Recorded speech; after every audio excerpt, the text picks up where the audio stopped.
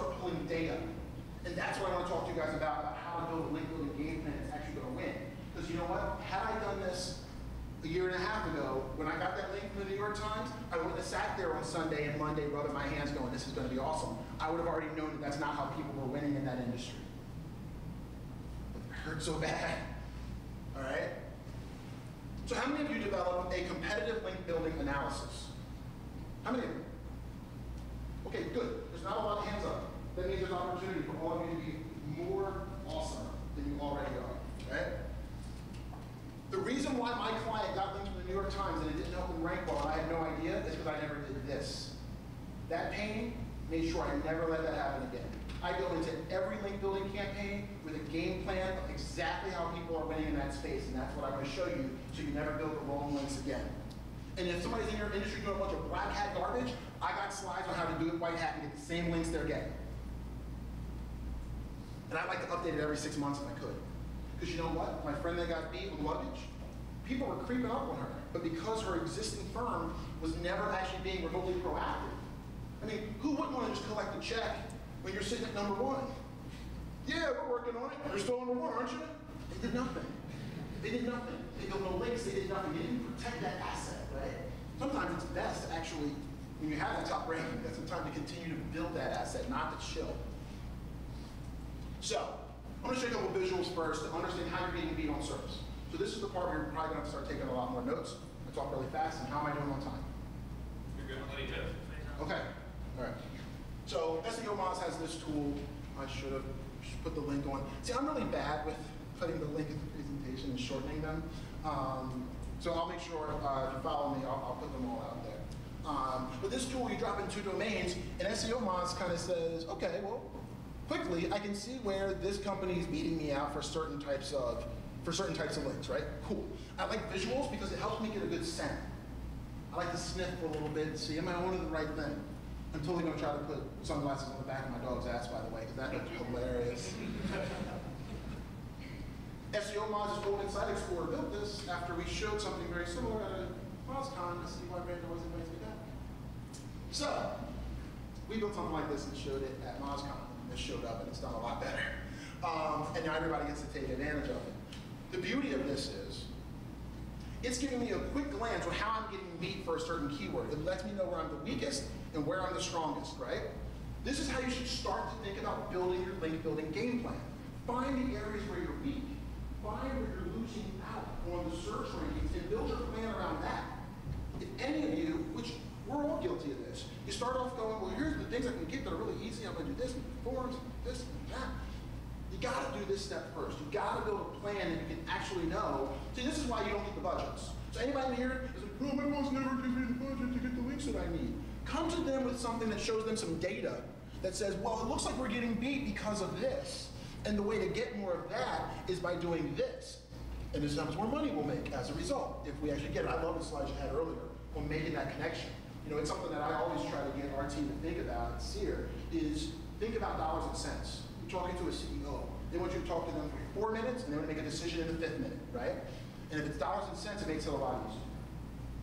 So this is the original tool that we built and that's shown at SEO Moz's MozCon 2 years ago. And what I need pretty pictures because I don't have time to look at all this data and look at which number's bigger, right? So what I like to do is take a bunch of data, and this thing, oh my God, it's so long, it's ridiculous. It's definitely longer than my wingspan. Sometimes I like to print things out and just put them on the table and just look at them. And I'm going through the data points and I can start to piece, okay, this competitor, so I would have like, here are my competitors, one of these might be my client, and here's all these metrics. And I'm looking across all these to see who consistently is beating me out. And when you do conditional formatting, you get pretty little pictures, so it starts to show you very quickly where you're losing. This is how you build a real link building plan. You don't just start out building warm links because, oh, why not? They're easy. You gotta know that's how you're getting beat. And then once you know that, then it's worth building them. Quick little easy way to set up your conditional formats. I'll put this up on SlideShare. Hopefully they don't have any funky URLs. I think it's slideshare.com/Wil Reynolds, and that's Will with 1 L. So hopefully I'll have this up as soon as I get to the airport. So,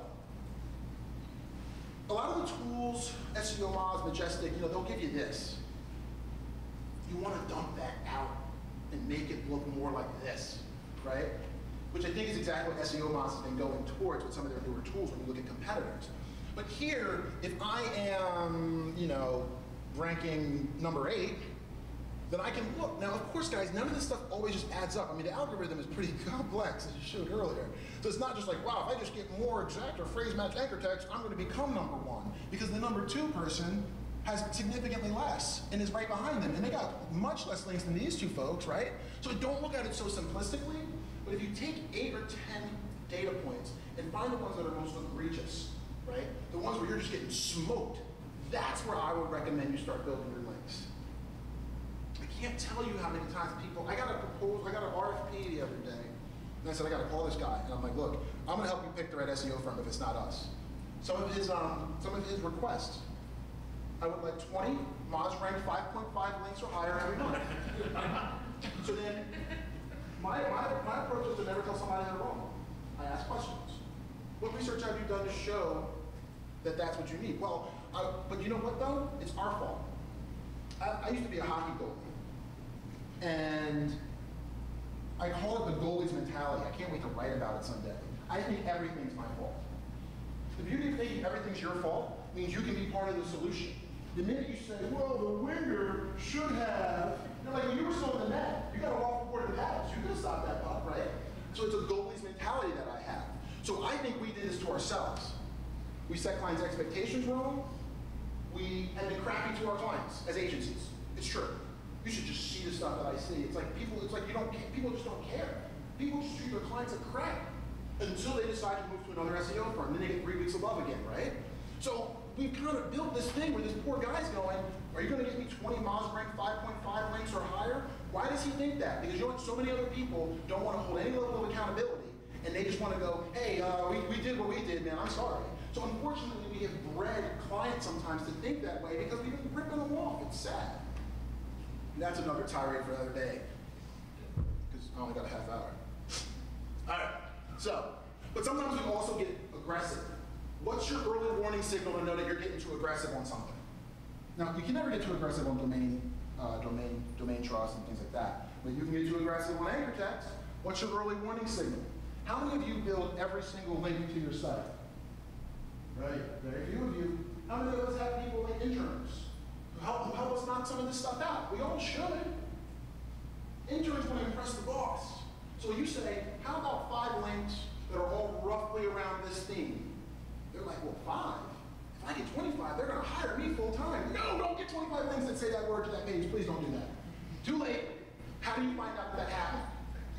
Because the mentality is, when I was an intern, hey, if you gave me 5, I'm going to get you 50. I want to talk to you, right?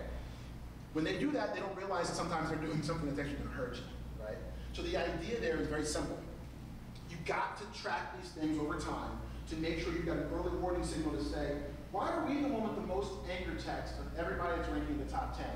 You're setting yourself up to put a target on your back. Why don't you just call Matt Cox and put a target on your back and have him shoot you?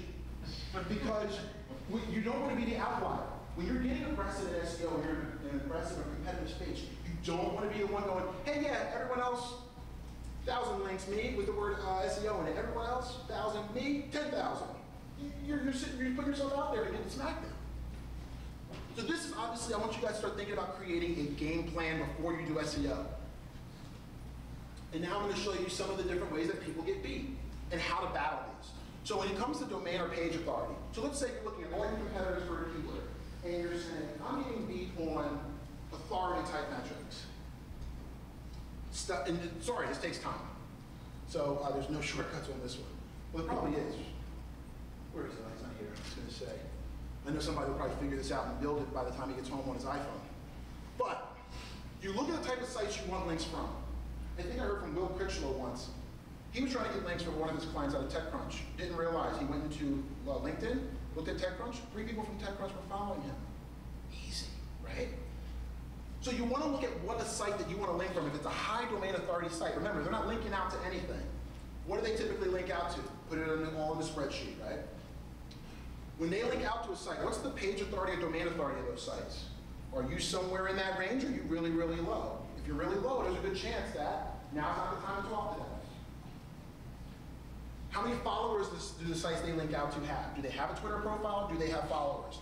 If they do, and they have them in high numbers, you want to build up your social metrics. So now, here we go, some real value. Build up your social metrics so you look more legit when you make that outreach. Do they send messages to some of the sites that you're targeting? If they do, follow them on Twitter and start finding ways to retweet them. Start trying to find ways to engage them. Remember, these are high-value sites. You're not going to get a link. The other day, I swear to God, I got a link from a guy named Brandon who said, I really like your site. I'd love to do a guest post. I don't think you typically do them. And I'm like, maybe this guy actually read the blog. And then I realized that his email was links@domain.com. Okay, I don't know about you guys, but when I hire someone and their name is Brandon, Marshall, maybe, you know, usually his email address is going to be like bm@Seer Interactive or Brandon. I'm not going to say, hey, Brandon. To the rest of the world, your name is just links@seerinteractive.com. Knew it was phony, right? Obviously, I'm not going to link to that. Google bought PostRank. It's another huge data source they could use, but they probably won't. So some things that I used to show my presentation are gone. Can't use them anymore. To try to find ways to look at what is the most popular content on an individual blog. Why? If I want to reach out to you, I got to study you. I got to study what's gotten hot. What is it that you've written about that's gotten really, really popular that I can reference to show that I'm actually taking some time to read your blog? However, the PostRank plugin for Chrome still works. So what it does is it will show me, you know, so I'm doing like a site colon here on Mint, and I think I added in the word blog, and it's going to show me I keep wanting to say MozRank, the PostRank, how many comments that got, how many delicious mentions it got, how many times I think it's still Google Buzz, and how many tweets it got. And there's a couple of other factors that it will look at, Facebook shares and whatnot. So even though PostRank has died, in the sense that you can't go in and drop a blog in and have it automatically show you all that, you can use a search like site colon, the domain, and the word blog, or winemaking, or SEO, or whatever your keyword is, and you'll see some of those metrics so you can reference them when you're doing outreach. See the things they've written that have gotten hot. If you want to guest post for a popular site, find the things that have gotten the most traction on their blog. Reference them. Hey, I noticed that this, and this got hot, so I wrote a piece like this to help more people share it. I want to guest blog on your site. That's the way that I would love to see us do more guest blogging outreach, especially for high quality, high domain sites. So, unfortunately, PostRank is gone, but Topsy is here to the rescue. So, I take the word Seer Interactive, I drop it in, and it shows me some things. Let's see. Yeah. So I can see that if I click on any of the links from this page here, and I love the fact that it shows me, okay, 41 people shared, it was posted 17 days ago, 11 people shared that, so I can go through and kind of see what's gotten a lot of shares. This is another great way to do outreach to a high quality site. Boom, it also shows me that people are either influential or highly influential. Love that, it helps me to sort through the data even quicker. I'm a scanner, I'm just looking through the page looking for who's influential, right? Maybe my way to get to someone is through someone that's